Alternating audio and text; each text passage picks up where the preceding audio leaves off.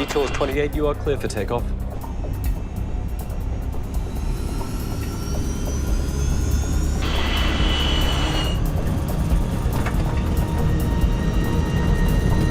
Knots. Stop! Don't hammer the brakes. Don't hammer the brakes. 137 people are on board this British Airtours flight. Within minutes, nearly half of them will be dead. This should not really have happened. Evacuate! Evacuate! The aircraft didn't even get airborne. It didn't run off the runway, and yet still 55 people were killed. For investigators, it's a familiar routine. Reconstructing the final moments inside the cabin, analyzing the wreckage and the flight data recorders. In the end, they turn to a psychologist to help them figure out how a survivable emergency turned into one of British aviation's most horrific disasters.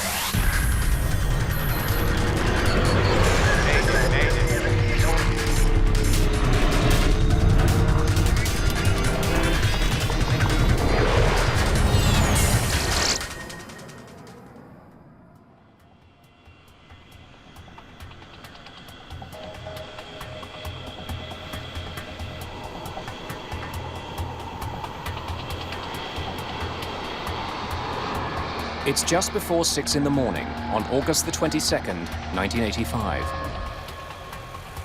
Manchester's airport is coming to life. The first flights of the day are being prepped for departure. British Airtours Flight 28 is scheduled to take 131 passengers from Manchester to the Greek island of Corfu. British Airtours is a division of British Airways, specializing in low-cost flights to vacation destinations. It's a chilly morning. A slight breeze is blowing, ideal flying weather.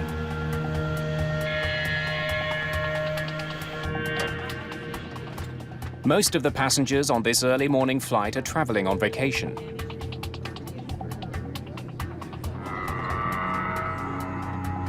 Lindsay Davis is heading to Greece with her boyfriend, Charlie Thixon. All right, let's go. We'd been going out with each other for a year, and that's one of the reasons we were so excited about it. You know, it was our first holiday together. Captain Peter Terrington is in command. I was the senior training captain on the fleet.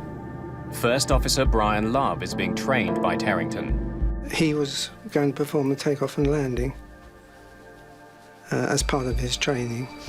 All right, Captain? Yep. Briefing then, Brian. Airfield emergencies, you handling the aircraft. What are the 4 things you're going to stop for? Fire, failure, configuration warning, or you shouting stop. Okay, so you bring the thing to a stop, and I'll take over the aircraft and leave you to deal with the emergency. I'll liaise with ATC, okay? If you've talked about the possibility of an emergency and talked over what you will do, then if it actually happens, it's easier to recall those items. Okay, Brian, start 2. Starting 2. Oil pressure rising. Okay, go on. 4, 25, 26, 27, 28, 29. 129 plus 2 on board, Captain. All strapped in, doors are closed and automatic. Thank you, Arthur. The crew is flying a Boeing 737.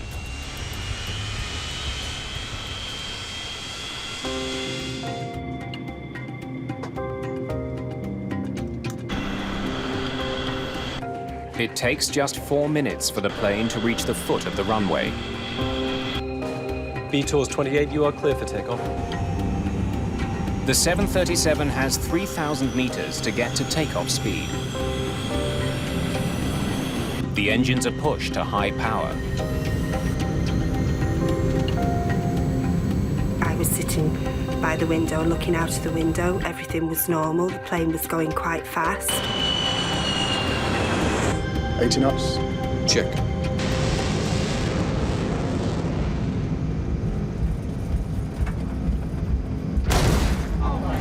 We heard a dull thud, which sounded as if it came from outside.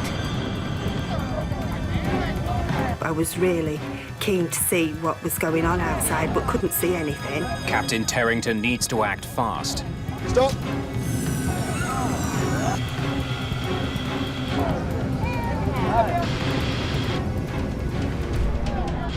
And the immediate reaction was to stop. We were quite a few knots below our decision speed, so I very quickly closed the throttles and applied reverse thrust.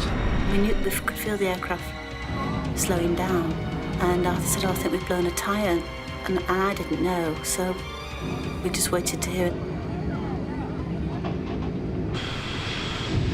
Don't hammer the brakes. Don't hammer the brakes. I thought the tyre might have gone and would cause damage to the undercarriage if we braked too strongly. Probably nothing. I wouldn't worry.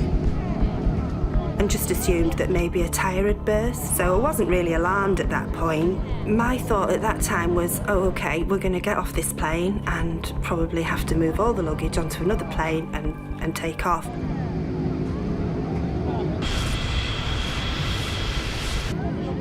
Soon, passengers on the left side of the plane see the real problem. I could see orange flames inside the back of the engine.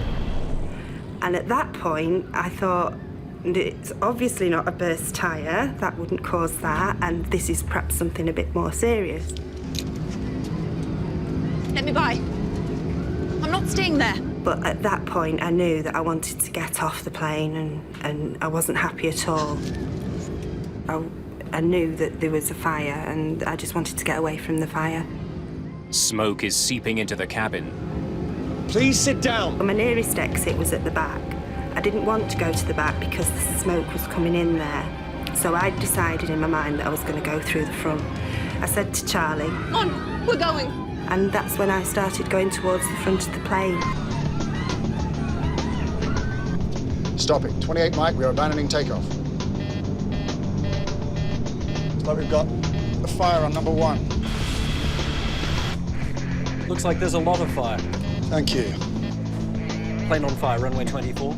From where he's sitting, Captain Terrington can't see how bad the fire is. He needs advice from the tower. We have to get the passengers off. I would do by the starboard side. Terrington decides to pull off the runway.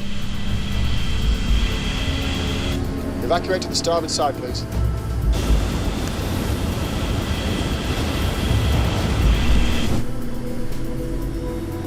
Fire drill, engine number 1. Shutting down 2. Evacuate! Evacuate! Please stay calm. Before the flight crew leaves the cockpit, they must complete a 15-step checklist. Parking brake. Set. Speed brake lever. Down. But time is running out. We had an evacuation checklist, but it was 4 pages long, and the last item was to get the passengers off. Engine and APU fire warning switches. This didn't cover my problem at all. On the 737, there are 4 cabin doors. The 2 in the back are covered in flames and smoke, leaving only 2 for 137 people. Then a mechanical problem eliminates one of those. Well, Arthur was opening one right, and it was really trying to open. It was really hard to open. The back of the cabin is filling with smoke. It's making breathing difficult. Passengers rush forward. It just seemed to go on forever before they started evacuating. And that's when I thought, I'm not going to get off. It's going to blow up with all of us on it. Engine and APU fire warning switches. Right now, all 137 people on board are alive. But with every second, their odds of surviving are decreasing. Flight 28 is becoming a death trap.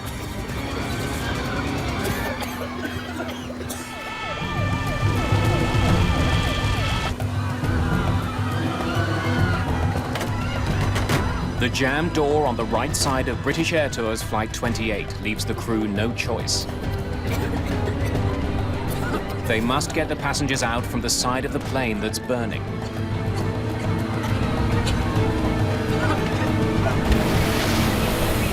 soon as we opened the door, the fire service were already around, shooting foam up the slide that came into the galley floor.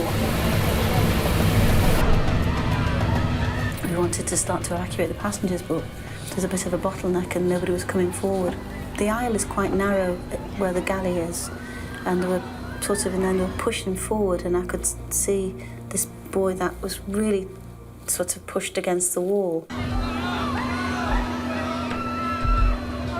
He couldn't get out, so I pulled him by his T-shirt, had the yellow T-shirt on, and he sort of tumbled forward, and after that, everybody sort of just tumbled in behind him. And we just directed him down the slide. Jump! Jump! Jump! In training, they tell you to, bring people to the door, and you tell them to jump. Desperate to get people off the plane quickly, the purser returns to the jammed door. After several attempts, he manages to force it open. The only time I turned around was to make sure that Charlie was following me. See you out there? One thing I did see when I looked back was people going to the front, towards the front of the plane where the seats are, and pushing the seats forward, folding them down as they went along. So people were trying to rush forward from the back. The chute was open and people were just jumping up straight onto the chute. As I got to the bottom, I didn't look back at all. I was just wanting to get off. Dozens of passengers have made it off the plane, but there are still many more inside. But it was smouldering and it was black, thick black smoke. And Charlie had said that after you'd gone, this black smoke came down, he said, and everybody was screaming and panicking. He said people are going to die in there. Standby power switch. Captain Peter Terrington and his first officer Brian Love are still aboard the burning airplane, and they still haven't completed the steps required to evacuate. There was 4 tons of fuel coming out of that aircraft wing tank. Okay, go, Brian. Go, Brian. I could see quite a lot of flames. Completing the checklist would put their lives at risk. We did as many items as we could, and then we both went out of the flight deck window.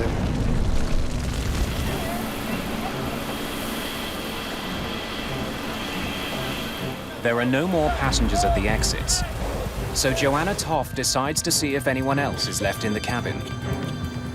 And the smoke was you could touch it. It was so thick, and you could take it was awful, really. Go!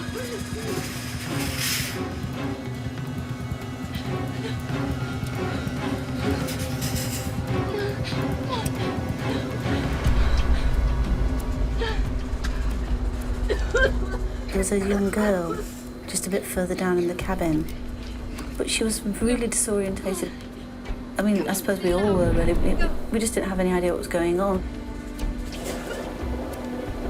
I just brought her down to the slide. She was taken off then. The fireman was telling me to come on, and I was thinking, well, I've not finished, we've not finished yet. When Toff re-enters the cabin, the thick smoke makes it as hard to see as it is to breathe. It was really dark and quiet. I'd never seen anything like it. And I could see the light from the door anyway by then, so I knew where the door was. The smoke forces Toff to abandon her search.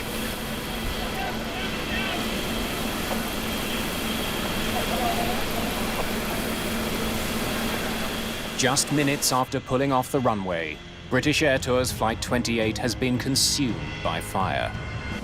We got out of a flight deck which was relatively intact, and when we turned round on the ground, we saw a complete wreck of an aircraft, and it had happened in a matter of seconds. It was dreadful. 54 people are dead. Another would die in hospital.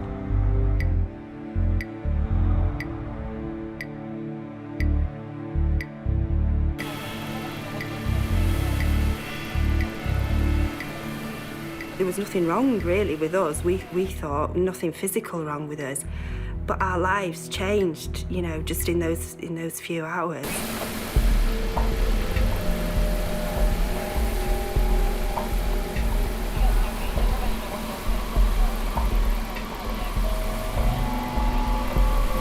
I couldn't breathe. I was virtually out the door. I couldn't breathe then. The smoke was coming in and everybody just stood up and ran out. It was just a mad panic getting out. Because when the smoke came, you just couldn't see anything at all. Couldn't see anybody. It takes 125 firefighters more than 2 hours to put out the fire. News of the disaster soon spreads around the world. British Prime Minister Margaret Thatcher flies to Manchester to visit the scene. When we get a terrible air crash of this kind, everyone is appalled and shocked. Every single aspect of this accident will be thoroughly investigated. It has to be. This is the 4th major commercial air disaster of the year. In June of 1985, an Air India jet exploded over the Atlantic Ocean. 329 people were killed. Weeks later, 137 people died when a Delta Airlines flight crashed at Dallas-Fort Worth Airport. And just 10 days before the Manchester crash, the deadliest single aircraft accident in history. Japan Airlines Flight 123, a fully loaded 747, slammed into a mountain, killing 520 people.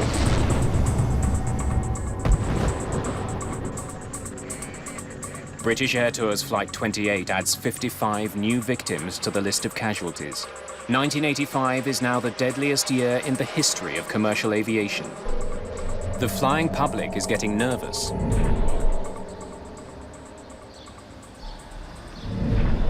Britain's Air Accidents Investigation Branch sends a team to Manchester to unravel the events that led to the catastrophe. Among them, Stephen Moss. He'll be inspecting the plane's engines. This should not really have happened. The aircraft didn't even get airborne. It didn't run off the runway, and yet still 55 people were killed. Chris Prothero is also on the team. His focus is on the fire. We were aware from initial reports that the fire had entered the aircraft very rapidly as the aircraft came to a halt, and that was a focus for me. It doesn't take too long for Stephen Moss to figure out where the trouble started. He sees damage to the plane that was not caused by fire. Well, the first thing we noticed clearly was the hole in the underside of the wing. And right next to it was a gaping hole in the side of the engine. It seems that one had led to the other.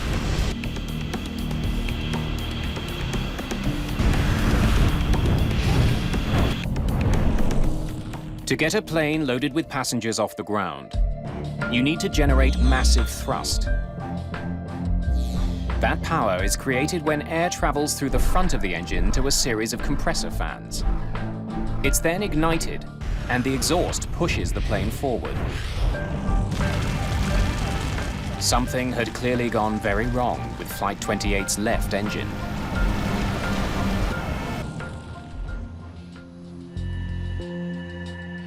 Investigators look for clues on the runway and in the cabin, hoping to discover why so many people died.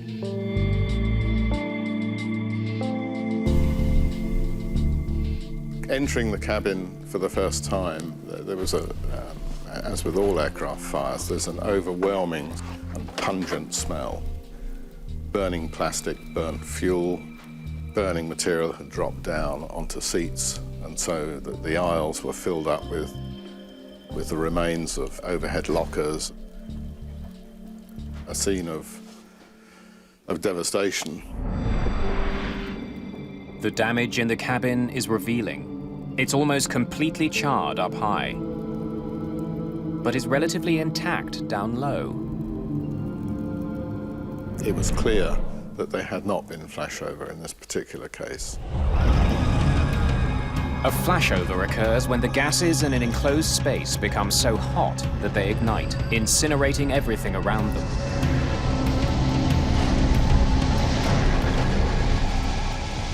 The way Flight 28's cabin is charred tells Prothero about the nature of the fire. Many of the seats squab, cushions, even things like the emergency evacuation cards, which are just plastic laminated cards, were pretty much undamaged. You could have wiped them off and put them on another aircraft and nobody would have known they'd been in this accident, whereas at the upper levels in the fuselage, there was a great deal of heat damage, and this is not a characteristic of a flashover. The fire in the cabin had been severe, but should not have been catastrophic. This leaves investigators with two questions. Why did so many people die? And what caused the fire? The answer to the second question may be outside the plane, lying on the runway. Investigators find a large piece of dome-shaped metal along the plane's path. Stephen Moss can see it's from a piece of the engine called a combustor can. It looks like there'd been a separation of the can from the front end from the back end. The combustion chamber of the 737's jet engines contains 9 combustor cans. It's where fuel and air are mixed and ignited, so each can needs to withstand intense heat. Moss suspects the fractured can somehow blew apart and destroyed the plane's left engine. It had struck an underwing fuel tank access panel and put a sizable hole in that, which directly led to the release of a vast quantity of fuel. Proving the piece of the combustion can penetrated the wing is easy. It fits neatly into the hole in the wing. This was clearly, if you like, the root cause of the accident. The engine on the plane is a Pratt & Whitney JT-8D. For Moss, that's of grave concern. At the time, was probably the most widely used jet engine on commercial air transport in the world. And it was obviously pretty urgent that we try and find the cause of this one in order to prevent other aircraft having the same problem. There are tens of thousands of combustor cans in service around the world. One of them erupted in Manchester. Stephen Moss needs to find out why it failed. And fast.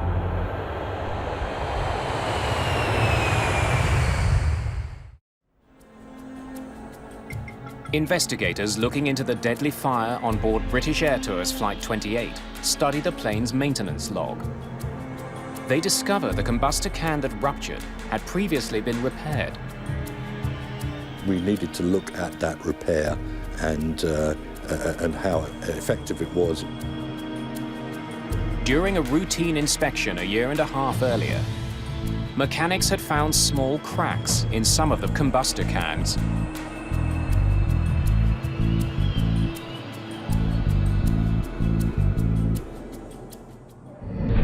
It was certainly not uncommon to find fatigue cracks in the cans.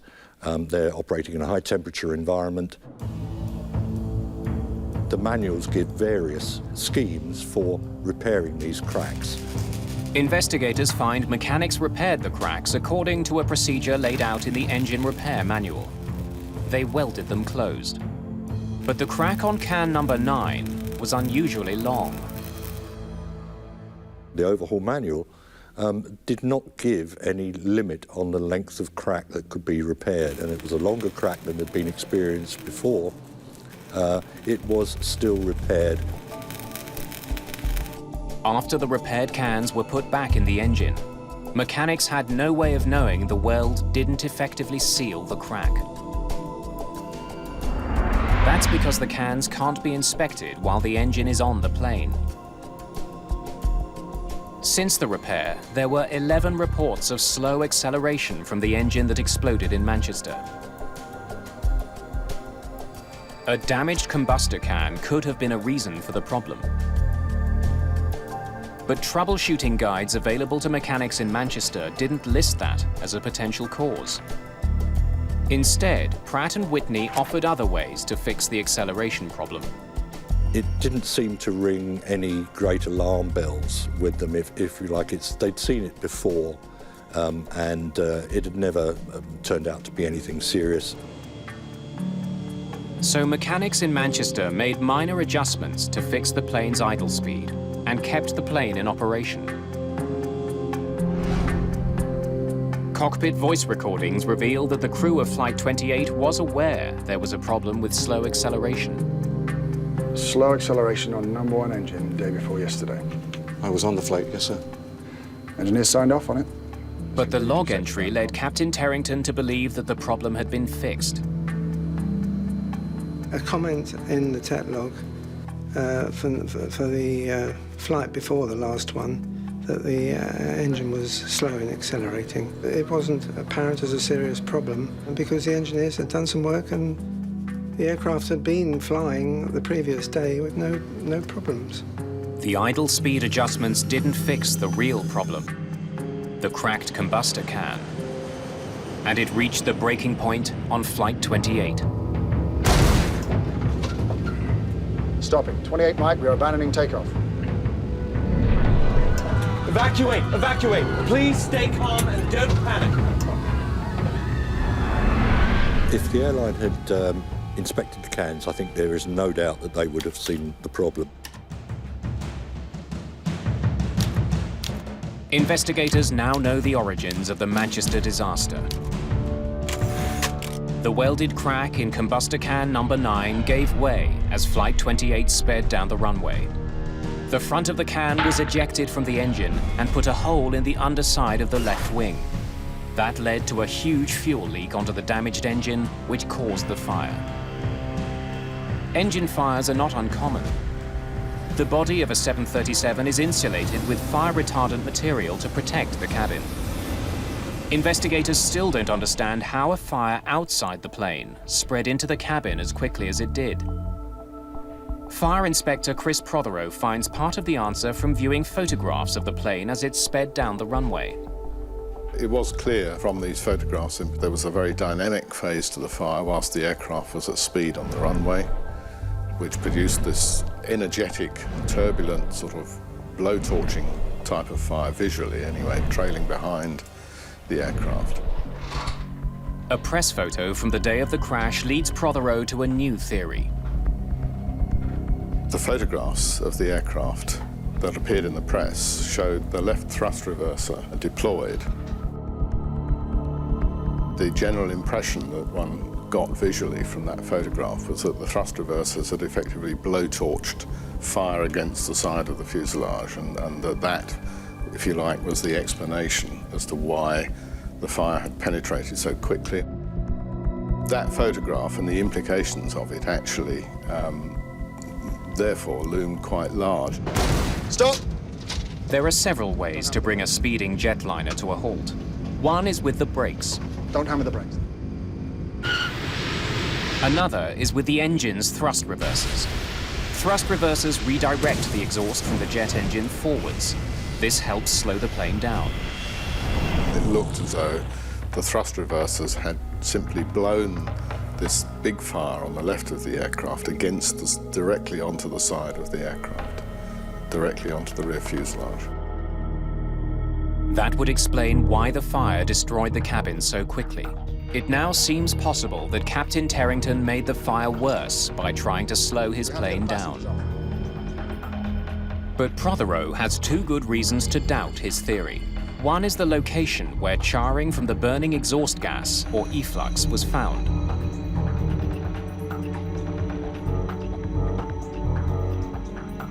The efflux impinges on the fuselage further up, closer to the roof, the crown skins of the aircraft. So actually, the penetration that we had low down did not fit with that.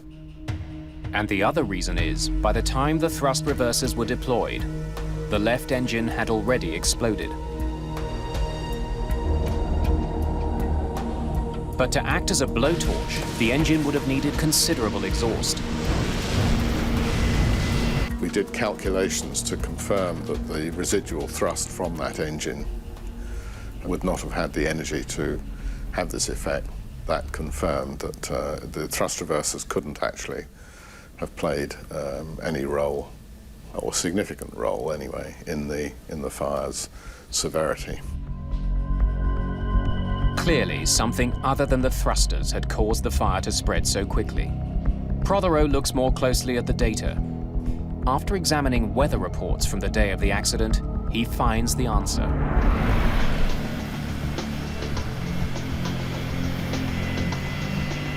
The wind was the main factor that determined the severity of the fire in terms of its attack on the outside of the aircraft, how rapidly it penetrated the aircraft, and it also affected the conditions inside the cabin. Believing he had blown a tire, Captain Terrington made a fateful decision. Stop it. 28 Mike, we are abandoning takeoff. Well, when we heard the thud and we closed the throttles, it was my assumption that we were going to turn off the runway, clear the runway, ask air traffic for an engineer to come out and check the tyres. Like a highway, an airport runway has a series of exits. Captain Terrington chose one called Link Delta.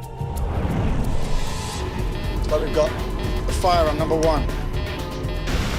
When we got the additional information of a fire warning, the brain was already programmed to carry out the stop. The crew had been aware that they had a fire, but didn't really appreciate at the time the nature of the fire, the severity of the fire, so they had turned off the runway. Captain Terrington turned his plane to the right and brought it to a stop. He couldn't have realized that doing so would make the problem far worse. There was a crosswind, a slight crosswind, from the left side of the aircraft that was carrying the fire that was burning from the fuel that was pulled underneath the left wing. It carried that fire aft, rearwards, and took over and under the rear fuselage, in between the wing and the tailplane. The wind wrapped the fire around the back of the plane and into the cabin. If there'd been no wind at all, I think the situation would have been very much more benign.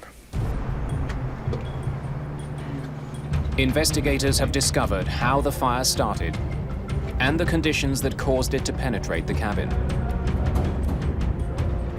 Now investigator Ed Trimble must solve the biggest mystery surrounding the Manchester accident.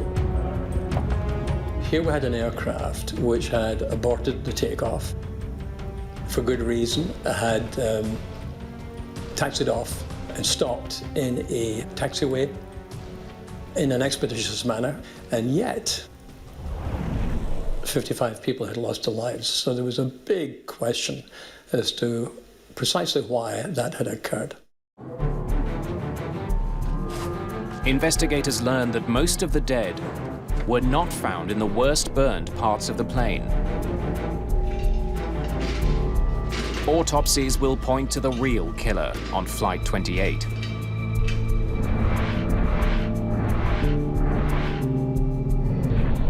Of the 54 people who died in the cabin, only 6 had suffered serious burns. All the rest died from smoke inhalation. It seems the smoke in the cabin was particularly lethal. Survivors tell investigators that the smoke was unbearable. The smoke was really black, and it was almost touching. It was really weird. And they say the effect of that was shocking. Immediately, you took one breath of the smoke, you began to feel debilitated, and you knew that if you took another breath or two, you weren't going to make it. At the time of the Manchester accident, the effects of fire on an airplane had been well studied and understood, but the effects of smoke were not. To figure out what made the smoke so toxic, Trimble decides to recreate the fire that burned on Flight 28. We were trying to model not only the gases which were produced, but also the kind of threat levels which were produced.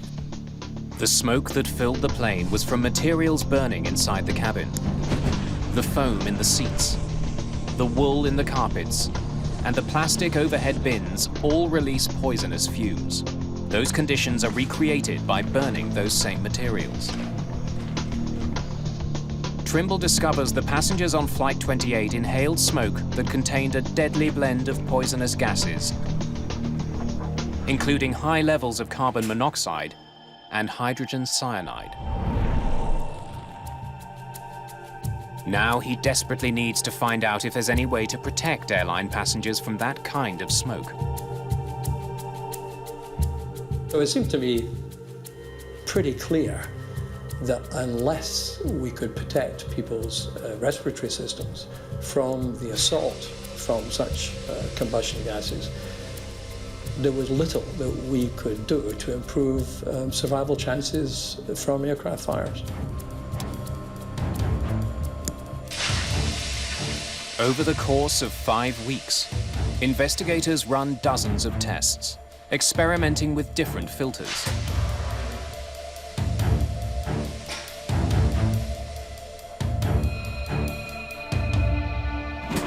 They burn nearly a quarter ton of material to create the necessary smoke. Their dramatic conclusion: it may have been possible to save passengers' lives. There was not the slightest doubt in my mind that in these situations, in an aircraft cabin, if it is being assaulted by combustion gases, your chances of survival are vastly improved if you have smoke hood protection. British Airtours Flight 28 had only enough smoke hoods for the crew. They were never used. Trimble's research indicates that smoke hoods for passengers could have saved lives. There were hoods available, both of the filter type and the breathable gas type, which can provide a very high level of protection to people in these circumstances.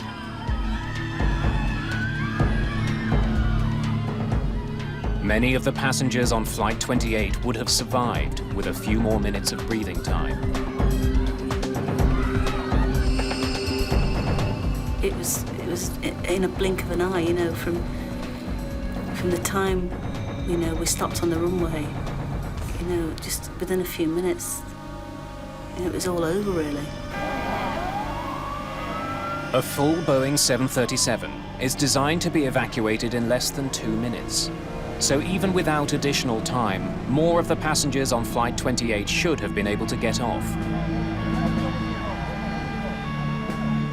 To discover why so many people never made it off the plane, investigators turned to an unlikely source for the answer.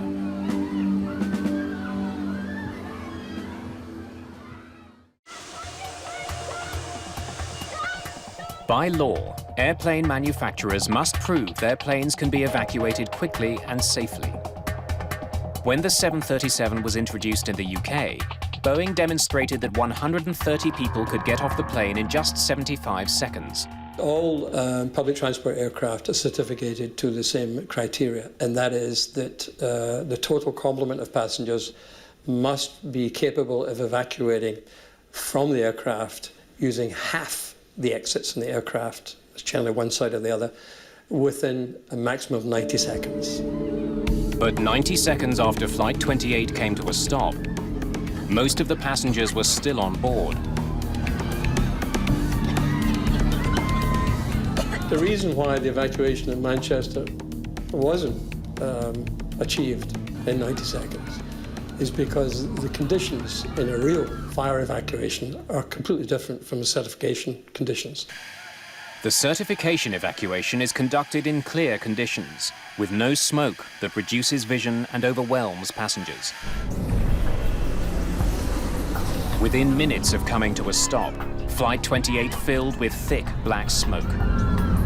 As soon as the smoke began to spill into the rear cabin and then flow forwards, essentially that induced immediate panic in those who were so affected by the smoke, because their respiration, I mean, the typical comment was, I took one breath of smoke and I felt as though my lungs were solidifying. You can imagine under these conditions that people have got to get away from the smoke. And people did this by basically clambering over the seats and other people in front of them. In less than 5 minutes, what should have been a survivable accident turned deadly. To prevent future tragedies, Britain's Civil Aviation Authority decides to learn more about people. Helen Muir is a psychologist and a leading expert on how airplane design can influence survival. She's asked to study the behavior of passengers on Flight 28 to figure out why so many died. What we had to learn to do was to design the aircraft interior so even if we had what we might say was dysfunctional behaviour in totality, we could accommodate the needs of individuals and their desperate rush to get out. Muir configures a cabin to duplicate Flight 28 and fills it with volunteers. Then, to have them act as though the plane's on fire, she offers money to the first ones off. And that produced behaviour that was quite unbelievable. People went over seats, they went round, past each other, all sorts of things. And indeed, when survivors from the actual Manchester accident came and saw the videos, they said, yeah, that's how it was.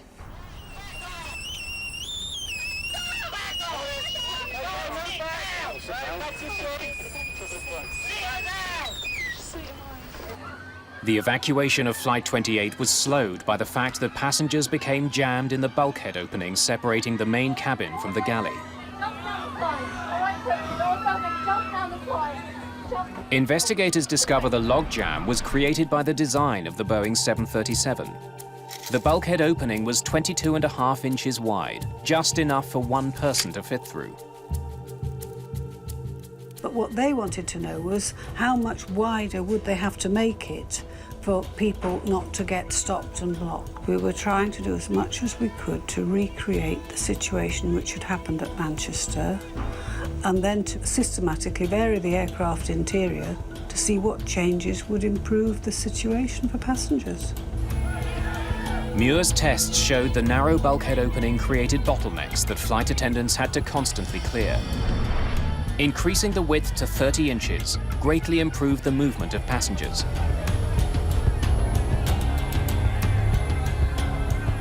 But we showed through repeat testing that if you changed the minimum gap from 20 to 30 inches, you would dramatically improve the speed at which people could get out and you'd reduce the likelihood of people falling and slipping and so on.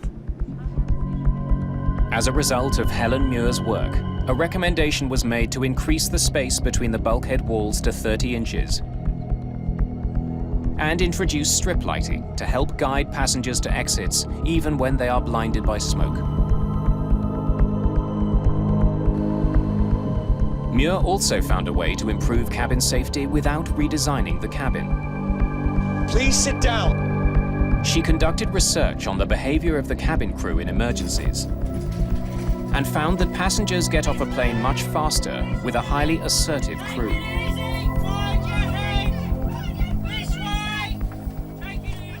It's because we don't want people really making their own decisions.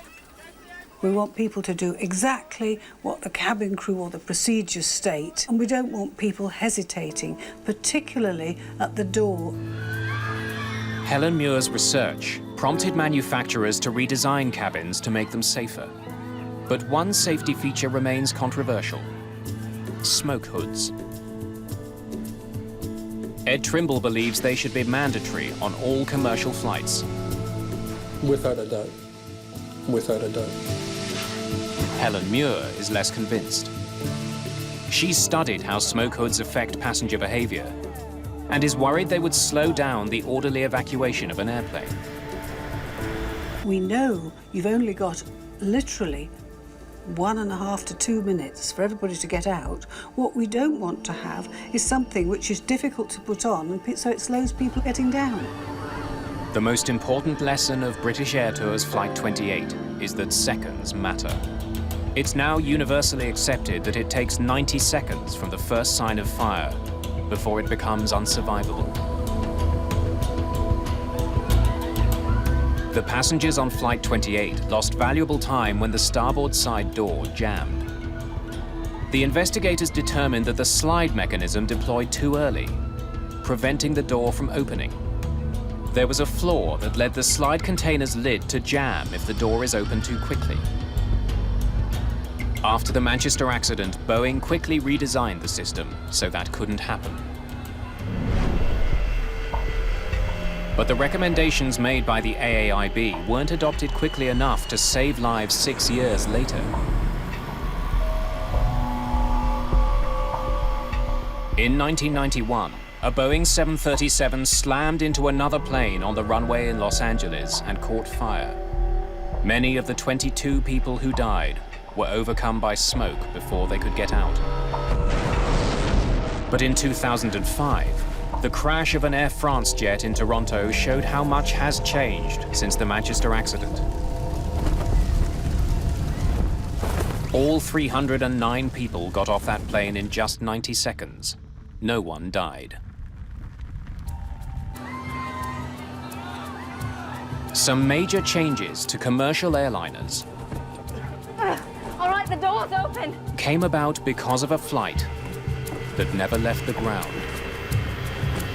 That's the only way I can resolve it, with the death of 55 of my passengers. The fact that flying is now safer. I can't imagine anybody, you know, doesn't wish that it hadn't happened. You know, despite what's been learned and despite maybe the subsequent lives that have been changed, you know, you'd give anything for it not to have happened.